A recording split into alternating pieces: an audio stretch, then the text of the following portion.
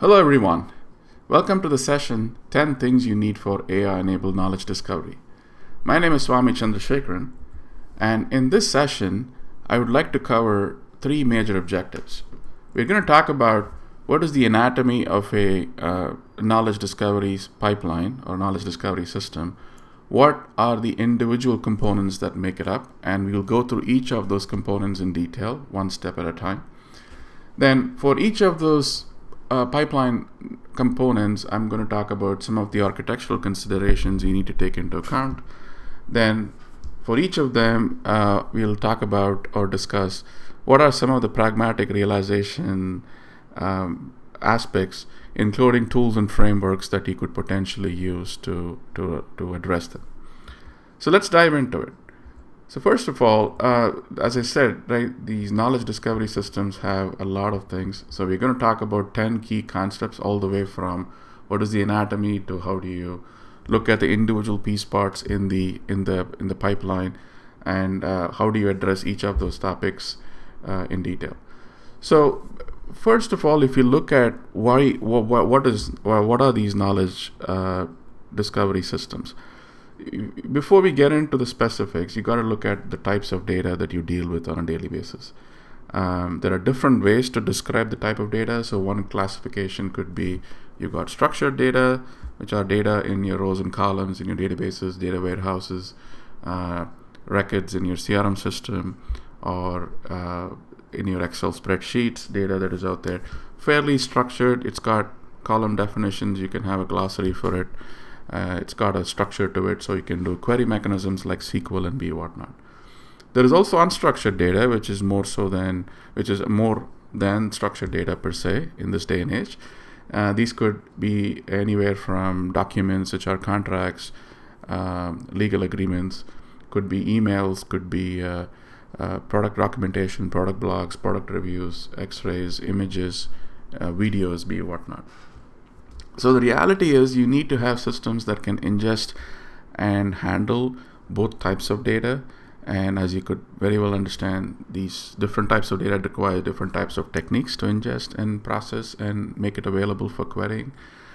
So the point being, you got different types of data and different formats in different places in different federated sources.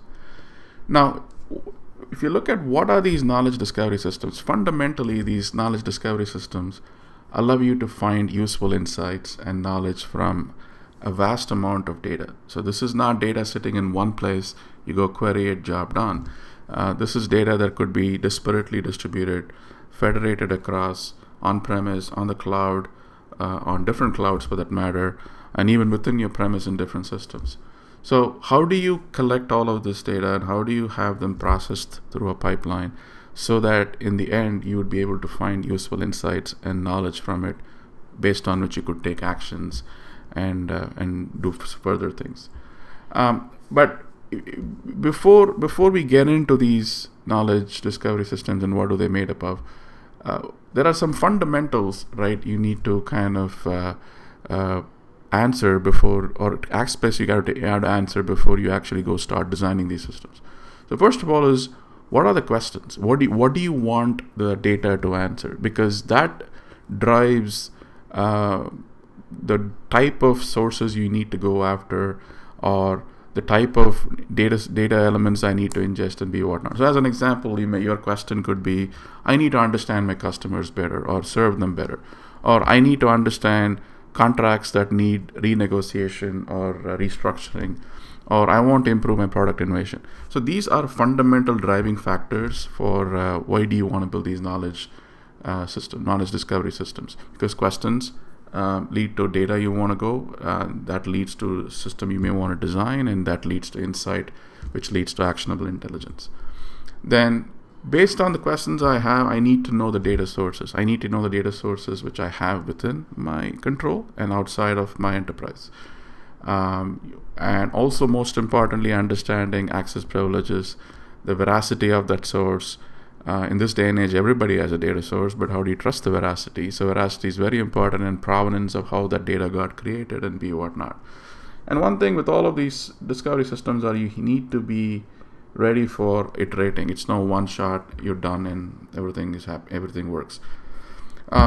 Then you not go to my domain. No one domain is equal, meaning you have to customize some aspects of the pipeline for a certain domain, understanding the data, coming up with an ontology, having human beings in the loop, because don't underestimate, you need experts who can teach the system. Then how do you bring it to life through different kinds of exploration and interactive techniques? How do you augment decision making? And then how do you iterate through this over and over? So at this point, these are some guiding principles at least I use and I recommend my teams and others, right, when they want to go ahead and build these discovery knowledge pipelines, meaning you've got to start with questions, know your data sources, and understand the domain, including having domain experts. Then how do you bring all of this to life using an application through which you can interact and then be ready for iteration? Now, let's look at the anatomy of a knowledge discovery pipeline. What is it made up of? If I kind of build through this, and you'll be able to see there is no one simple thing where you put data and magic happens out of it. From left to right, you see there are data sources, like I said, internal, external, structured, unstructured, be whatnot. Then you need to have the aspect of acquisition. You need to acquire the data, and acquisition could have two parts to it. We'll talk about that. Then there's an aspect of pre-processing. What do you do with the acquired data? There is filtering and other additional classification you may have to do. Then there is an aspect of cleansing and converting. So some documents may not be in the right formats. You may have to do cleanse and conversion, then do segmentation. Then there is some level of normalization you need to do on the data you cleansed. Then enrichment is where, especially on unstructured data, you may have to apply additional enrichment so that you're able to do intelligent searches and retrievals on that. Then you take all of this and store it and index it for some type of retrieval, and then that's when you start to interact, query, and analyze on the index. And then finally, somebody builds apps, including self-service dashboards and reports, or consume them via APIs and be whatnot. And there is an aspect of training that goes along through various stages of this pipeline. So in a very high level, this is what the anatomy of a knowledge discovery pipeline looks like. Now what we're going to do is we're going to go through each of these boxes and look at what each of them are made up of. So first, let's start with data acquisition. The name says it all. When you have to collect with different sources, like I said, structured, unstructured, they could be inside, outside the firewall. They could be exposed during different mechanisms, because they could the source repositories could be different: SQL, RDBMS, document management systems, APIs, raw data lakes, right? File stores, you name it, right? You're going to encounter all of these. So within acquisition, you may have to decide: do you want to do a batch acquisition or a streaming acquisition? Because depending on the type of data and the urgency or the real-timeness you need to have, you got to pick one of these techniques, batch versus streaming. And more than likely, because of the fact that the data is federated within and outside, you need to consider having like a secure gateway so that you could reach from within your firewall and get into your premise, or vice versa if you're putting this on the cloud, so that you'd be able to come back into your premise. So you need some kind of secure connectivity, right? And acquisition needs to work through that. Like I said, depending on the type of acquisition, batch, you could use connectors, and then you use connectors if your data is in Box, for example, or SharePoint or Salesforce. You need to have appropriate connectors so that when you're crawling for the data or acquiring the data from a batch perspective, you can pull them in and make it available. And same thing with streaming. What kind of APIs do the streaming systems expose? And if you're using something like a crawler to go crawl a web page, or a JDBC, then you need to have support for handling different kinds of protocols and mechanisms. So acquisition by itself is overlooked, not trivial. You got to spend time defining, okay, what are my systems and what type of acquisition strategy I need to kind of take into account. And then during acquisition, you may also want to do any kind of conversion like speech to text or vision recognition, because if your type of data you're acquiring is speech, do you want to ahead of time convert them from a speech or image format into a form which you can ingest? Or you could also do this during enrichment. So considerations for how you handle non-text, non-documents that are speech and vision like, right, is also a consideration. And there is an overall orchestration that you would start to see, and then acquisition would lead to the next step. Now, if you look at acquisition alone, some considerations: when do you use a crawler versus a connector?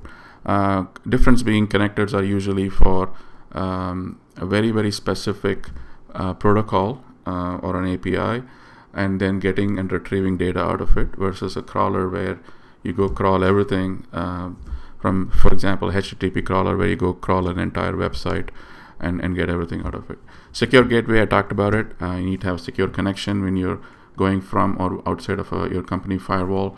Then maintaining provenance and provenance and lineage of files, source file. This is very, very critical. If you have crawled or acquired data, you need to know what you're doing, when you have done it, and because if subsequently if changes were to be made to that data or the data source, you need to be able to understand the deltas and re-crawling or reacquisition strategies that need to be put into account. Retries, more than so, it will happen. You will fail. Connectivity will be lost. How do you retry? So if you're moving, let's say, 100,000 files, then midway you lose connectivity. Do you retry from all the way from the beginning or in the middle? So you need to kind of factor in those kind of things. Number of threads, this is very critical because, again, 100,000 files and you have a crawler. Are you going to process one file at a time or have multiple threads? That's a strategy to think about. Failed files queue, which is all the files that you try to acquire, the ones which have failed. How do you know which ones have failed? Because the problem happens when you have very large amount of data and you need to reprocess them. So having a failed file queue is interesting, is important. Handling unhandled MIME types. I talked about images and audios. So documents, the MIME types are straightforward, but how do you handle these kind of files? And pre-ingestion, pre-enrichment is something to consider.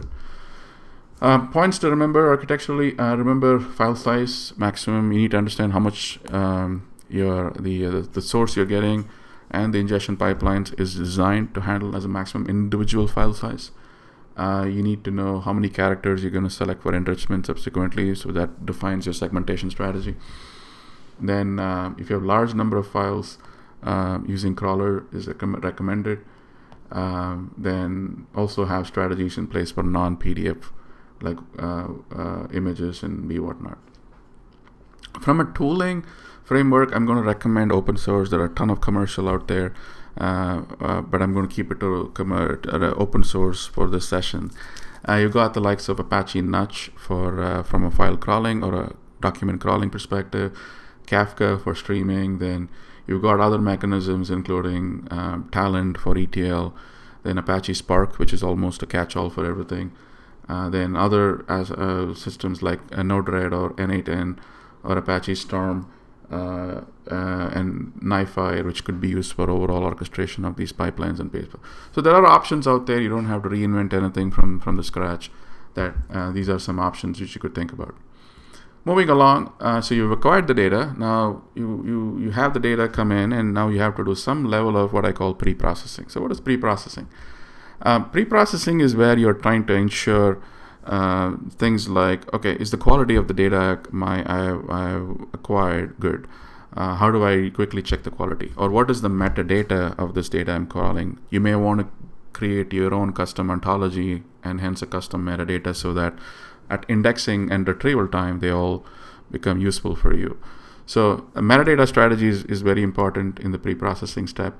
And also document classification. There are going to be needs, especially when you're ingesting unstructured data. You may want to do classification of those documents so that you not only classify, but you can also add relevant metadata to them. So from a retrieval perspective, they become easy. So quality checks, metadata, classification is important. And you may have to use external natural language classification models or other strategies to classify the documents.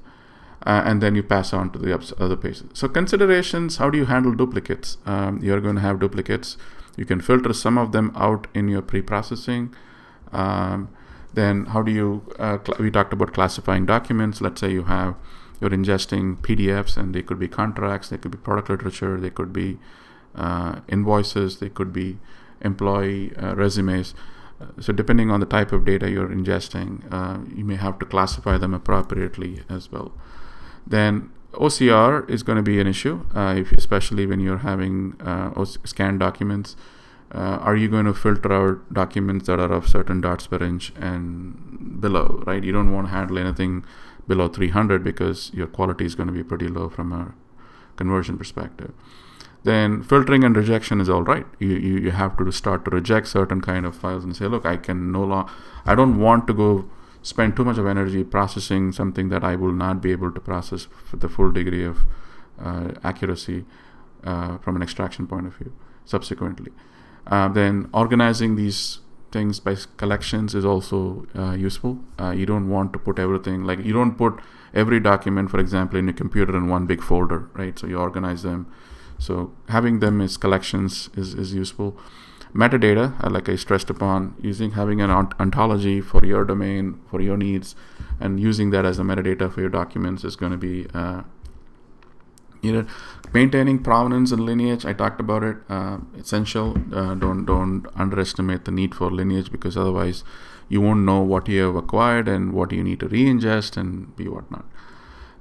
Now, what you see on the right is an example of a metadata, very simple metadata that I came up with for something I would ingest. It has basics like the doc ID and who is the author, version, language, what category I'm going to place it under, publication date, document format, whether it was scanned or not, what is the status of the document. Things like these really help. So if I want to search for all documents under procurement contracts with the publication date prior to 2011, right? These are the type of queries that I'll be able to run subsequently if I do this ahead of the game or early in the game.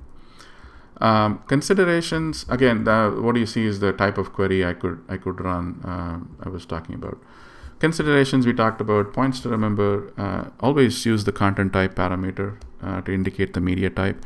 Like I said, especially if your data that you're ingesting is going to be of different types, better have the content type. Metadata plays a key role. I can't stress enough.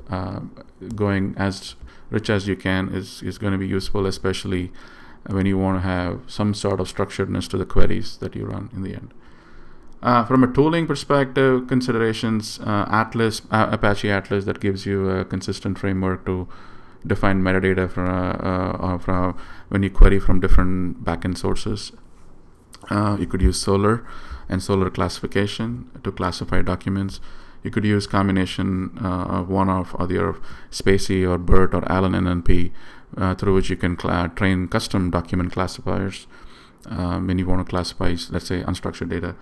Then you have other things like Griffin and Apache Spark, right, which could use for Griffin, especially for data quality checks that you could enforce as you're acquiring data, structured data per se. Okay, so we have acquired the data, did pre-processing, did data quality checks. Then the next step is cleansing and converting. So what happens here? So you acquired, you did the pre-processing. Cleansing and conversion is essentially when you're handling different types, especially, let's say, OCR. You got to convert OCR into a digital format that you could search and do different types of techniques like extraction and segmentation and whatnot. So OCR conversion is one example of cleansing conversion. Another one is format conversions. You may decide every document that I'm going to bring in, I will standardize and convert them into a HTML format. So that's another form of conversion you may have to do. Another one is segmentation. What if you have a 100-page document, and for efficient retrieval, you may want to break it down into characters of 50,000 per segment per se, right? So there are different segmentation strategies you could come up, including other kinds of exclusion and syntax rules you want to apply. Cleansing is where you ensure whatever you are subsequently going to give to your enrichment and indexing per se is clean and in a normalized format that you agreed upon. So considerations, OCR conversion, like I said, is important. You need to have an OCR engine, whether built into your pipeline in the overall orchestration, or you use an external third-party service, depending on what you have.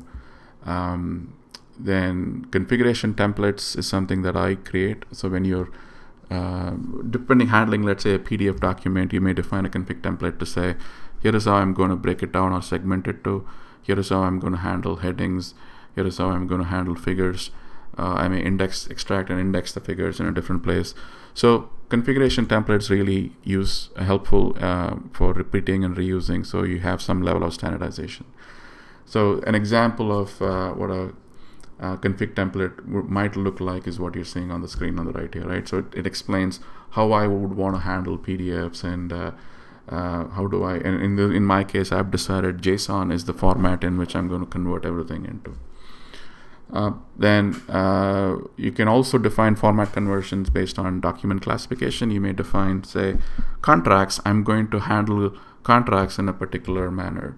Or if I've classified my documents as invoices, I'm going to apply format conversions in a particular way. But instead of going to JSON, I may convert it into a different Excel format, let's say, right? That entirely depends on your needs and strategy.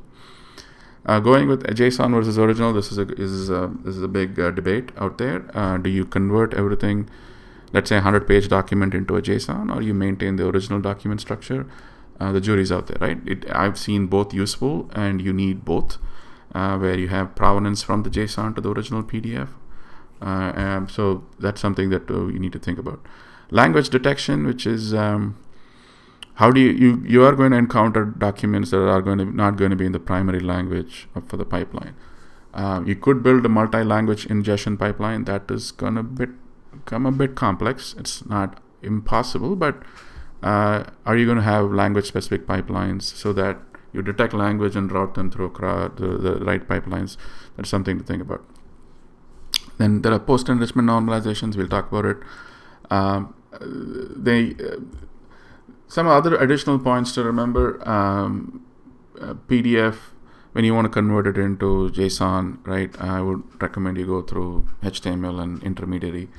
Then using segments, right, to split documents, then use exclude and include tags on certain segments, so that in the enrichment pipeline you could tell it, right, which ones to enrich and which ones not to enrich. So those strategies are useful, especially when you have to do enrichment, which we'll talk next. Right. From a tooling perspective, you got Tesseract, right, which is a very popular OCR engine. There are variants of Tesseract. You could take it and customize it, train it with ML-based techniques. Then for document format conversions, you got Apache POI or Tika that are popular out there, right, to convert from one format to another, including segmentation. So we have acquired the data, pre-processed it, cleansed it. Now the data is available, right? So you've got, let's say, a PDF. You took it, you acquired it, you pre-processed it, broke it down into segments. You also classified it, converted it into, let's say, text or JSON. What can you do with it now? Enrichment is the key step in this whole pipeline. What do you mean by enrichment? So an example of an enrichment could be entity or relation extraction. Let's say you have this text blurb, right, in one of your documents, and when you read it as a human being, you're able to understand different things, right? The gross negligence is a penalty type, and Acme World is an organization, and US $101 million in the context of this text is penalty, maximum penalty, and $10 million is a threshold, right? So, but the point is, how do you teach a system to be able to extract these as named entities? And how do you also extract relationships? So what is the relationship between Acme and gross negligence in this text? Because Acme is responsible for that gross negligence. So this is a very simple example of an extraction of named entity extraction that you do from text. Other types include extracting sentiment, classifying the text into elements, whether this is talking about a penalty term or a payment term versus a billing exclusions, whatnot. And there are several other kind of enrichments you could start to do, right, especially on unstructured data. So for you to be able to do enrichment, you need to be able to train systems. So enrichment, especially named entity recognition, you can use many out-of-the-box models out there from, let's say, systems like Spacey. But when you have to customize it for your domain, you need to have a domain expert working alongside of the data scientists, using annotation and labeling tools to say, oh, in this document, these terms mean what, and you're giving it labeled examples for the system to understand and train itself. So there is a concept of labeling that is needed to train the models for enrichment. There are considerations when you do it. So you got to define a type system, right? You need to know what you want to extract. So that's what the ontology is used for as the basis for type system. And then you need to know the entity and relation types. You need to know the categories or elements you're going to place them under. If you want custom elements, like I said, payment terms, termination clauses, right? Those could be paragraphs or sentences within your document.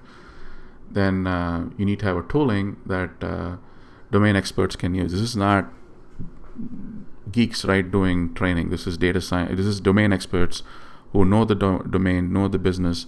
They need useful tools. So the pipeline and the tooling needs to support for all of that. So you got tooling options. Spacy is a good one. Spacy also has the tooling called Prodigy, and there are other ones like Gate and Brad that you could use for, especially for some of these annotation tasks and whatnot. Then going into enrichment, continuing along. So like I said, named entity recognition is one of the enrichment tasks. Other ones could be element classification, which is classifying paragraphs and phrases and sentences within the text, a larger span of text, and pointing to what they mean. Then there could be other types of enrichments like sentiment, emotion, categorization, table extraction, and I could go on and on, right? There are tons of things, especially in unstructured data, that you may have to do. Table extraction especially is a very hard problem. How do you know what is inside the table so that you could extract it and make it available for querying, especially tables like a balance sheet or a invoice or a purchase order list and whatnot. So other considerations I talked about from an enrichment point of view is what kind of enrichments you want to apply. So you don't want to do a whole lot of things and add processing time. You want to select these are most essential enrichments I need for subsequent query and retrieval. So if you go back to the first point I made, what are the questions you want answers for? So if you're saying I want to understand my customers better, then extracting sentiment from customer reviews is a useful enrichment to do. So selecting the type of enrichment is going to be essential. Which fields you want to enrich in the document? Are you going to enrich only the heading or the title or also the body?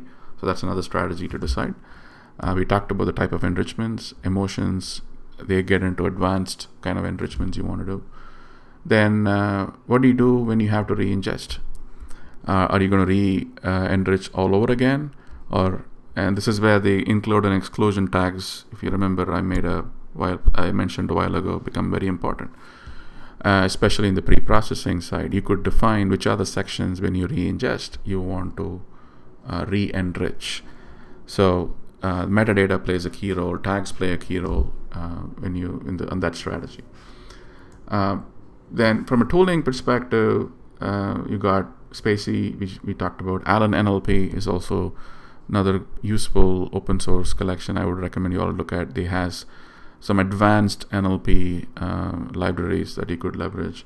And there are also a ton of platform APIs out there, combination of AWS, Watson, Microsoft, Google, whatnot, so that you can take a look at. Points to remember, language-specific enrichments. Like I mentioned, trying to build an Uber pipeline for any kind of language model is tough. So because you need to have language-specific enrichments, language-specific models. So think about that, right? Having separate pipelines or separate models, ensemble of models that could do. You have to manage multiple custom models, especially when you have multiple custom models that you have trained. How do you manage versioning, deployment, redeployments of when you update a version or update the version of a custom model? How do you bring that into the pipeline or across different pipelines? So that's a DevOps strategy that you need to think about. Then handling changes and deltas. This is where you've processed 1 million documents, but you got one change that you need to make. Do you process all 1 million all over again, or just that one change? So again, that will become scenario specific to think about. So we've acquired, we have pre-processed, we have cleansed and normalized and enriched. Then post-processing. The job is not done, right? Before before I go and index it, I have to handle other things, which are, how do you handle failed documents? So some of your documents may have failed, so you may not be able to fully automate them. So how do you go fix them, run them through the pipeline again, or manually address them, because you can't just reject or avoid them. How do you perform simple tests to make sure everything has passed? Then that's one consideration to take into account. That could be, for example, can I go randomly check for a file name and see if it is segmented that file appropriately, and if there are characters that are missing or things that got truncated, right? Those could be simple tests that could run. Processing time is important. You may want to understand what it takes to process when you've designed this pipeline and ingested the first batch of content. How long does it take? Any updates to the configuration, number of threads, you may want to think about.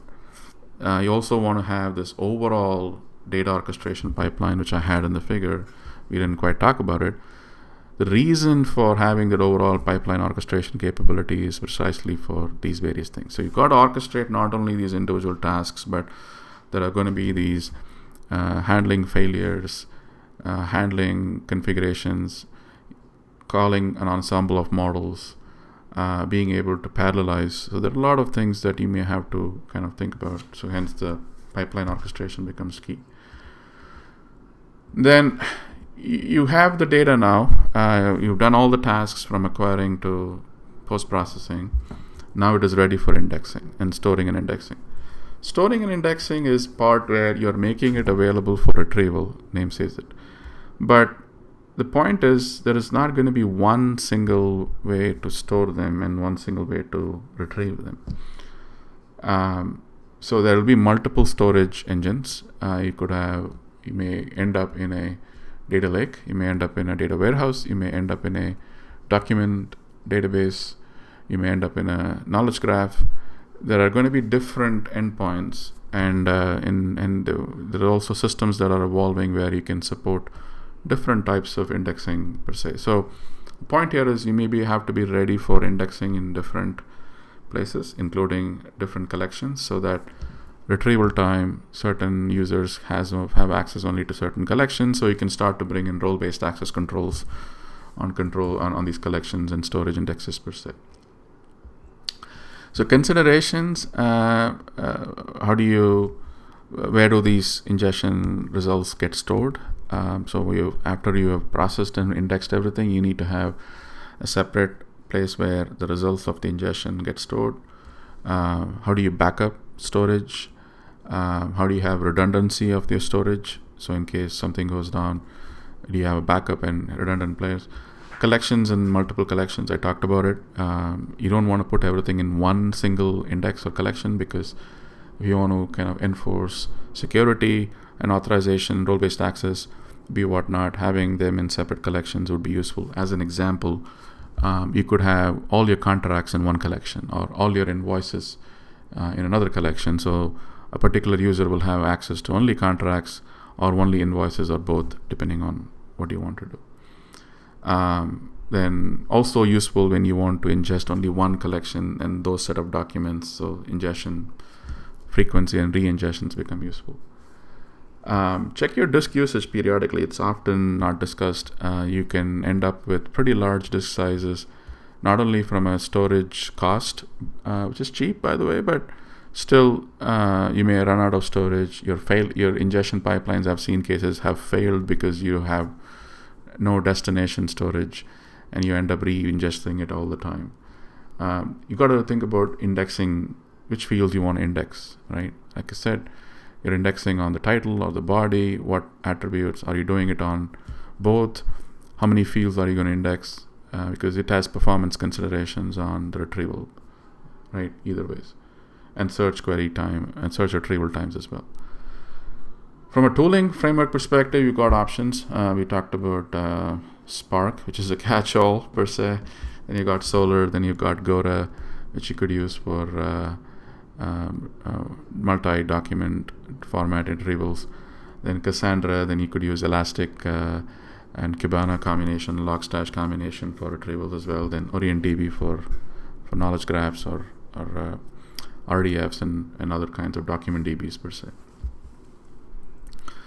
So we now have the data ready, right? So you've taken it all the way through and the data is ready for querying. So query again is there's no one query. This is not you go issue a SQL query and you're done, right? In these knowledge discovery systems, you're going to have different types of queries you want to run. Could range from SQL queries to time series to aggregations to graph searches to natural language searches to proximity searches, document similarity. I mean, there's a whole bunch of queries you may want to run depending on what you want to query. So if, for example, I may want to find all contracts that are similar to a particular contract, or I may want to know, show me the time series distribution to the negotiations I've had with a particular vendor in terms of payment terms, or aggregate queries for me from multiple documents, or expand a query for me because I'm going to use the colloquial term but expand it and use that to go search the corpus or the index per se. Or I'm going to issue a natural language query or retrieve me the relevant passage from the corpus or the document index. So there are different types of queries I'm going to run, and these will highly be dictated by the type of questions, the type of insights you're trying to draw, which is what I started with, right? What do you want to solve? What are the types of query mechanisms and insights you want to support, and actionable insights you eventually want to get to? So depending on that goal or those goals, your query and interaction mechanisms are going to change or by, and also dependent on how you want to make this available to the end users. You're going to build self-service dashboards. You're going to build apps. You're going to build APIs on top of these, right, for others to come consume and innovate. So there are these things that will dictate what type of queries you need to support, and your index should be able to support all of these things per se. Considerations, I went through some of it. Query expansion is very critical, especially if I don't know what I'm searching for, and especially in knowledge discovery, you don't know what you're looking for, because the proverbial reference or the cliched reference people say is, oh, a needle in the haystack. In many cases, I don't even know what the shape of my needle is. So query expansion is useful when I want to start with something simple and it expands. So using proximity search or query expansion, using variety of techniques is useful. Document similarity is where you're trying to find retrieval of certain similar documents, and per se. From a tooling perspective, there are several, Presto and Drill especially for which is a SQL query engine for Hadoop. Then Presto, which could provide distributed SQL query engines. Then other systems like Vespa.ai, which provides you with this searching and ranking abilities on multiple documents that you ingest. Oh, by the way, I didn't talk about retrieval relevancy ranking, which is going to be the next thing I'm going to talk about for search results especially. So there are tooling options to support these different kinds, and Apache Superset, which is becoming very popular from a self-service BI dashboard per se. Once you have everything deployed and people have started to use, improving query results is another very critical aspects to keep the system up to date. So relevancy ranker training is one of them. So how do you train the system to retrieve relevant results, relevant search queries? So understanding how the users are querying and using that to continuously refine your search index, relevancy index, and training models per se is something that you may want to think about. And those are going to be based on feedback and how users are using the system. And there are several ways to kind of build that into the system as well. You could have users provide feedback on whether the search results were relevant or not relevant, and ask them and use that to basically retrain the system. Training the ranker models, it will have to be based on, like I said, how users. It's a very hard problem to solve because rating is very subjective, meaning I may not like the answer because it's not right, but the text what was shown was something I didn't like. So really understanding if the results were right and the user liked them is something you got to spend time. Ground truth and collection, which is how do you understand what the users are searching, which ones were relevant, which ones they actually liked or not like, and governing those is going to be essential. Then continuously having a relevancy training strategy is going to be important. How frequently you retrain, understanding model performance, especially for retrieval systems like this. It's very hard to measure performance. I mean, of course, there are measures, but you have to go beyond data science measures and understand the usefulness, right, from an end user perspective, and map them to that. So I know we went fast, but some of the key takeaways: AI-based knowledge discovery. These systems require robust, scalable, and well thought through pipeline architecture. We went through some of those big building blocks. You need to have an overarching orchestration to handle documents in multiple formats, right? You got to structured, unstructured from multiple sources, multiple frequencies. Ontology is essential. They form the essence or the basis for metadata for your type system and many other things. So add metadata to your documents, have a good ontology. Provenance and lineage is important because you need to know where you're getting the data from, where it was a source, so you can track back. And if you want to take them out, if you have to re-ingest them, it becomes useful combined with metadata that you added. Handling duplicates and failed queues is also essential, because this will be useful to understand how many files the system was able to automate and how many did not, and so you can have strategies to handle them in a manual or a semi-manual fashion. Filtering and rejection on unwanted documents, highly recommended. More often so, right? We spend a lot of time fixing very one-off outlier cases, and you're better off handling them in different ways, including manual ways, instead of taxing the system. Using configuration templates based on document type, need, time, domain, right? Several ways to do that. That really helps make these pipelines or these discovery pipelines more adaptive. Then you need to think about how do you handle documents that have OCR or speech or images. You need other AI services which you can get from platform vendors or build your own from open source. Doesn't matter. We talked about ontology becoming the basis for type system as well.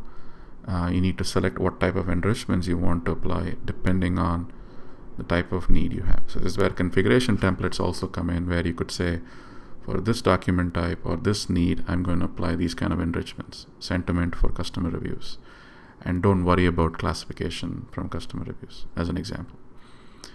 Then re-ingestion strategy, instant frequency, you got to think about it, whether you re-ingest the whole thing or re-ingest one. There's no one right answer, but it'll depend on your situation and demand. We talked about ranker models, which could be continuously evolved and trained based on actual user usage and feedback. So the retrievals are relevant. And then supporting for different types of query mechanisms, SQL, keywords, natural language, and so forth. So we went through a lot of topics. I hope this gave you a little bit more peek into some additional considerations in terms of how you build these knowledge-intensive discovery systems. There are several options available out there, both open source and commercial, based on which you could build them, including computing power that is available today for you to build them. If you have more questions, feel free to ask them on your chat or reach out to me. Thank you.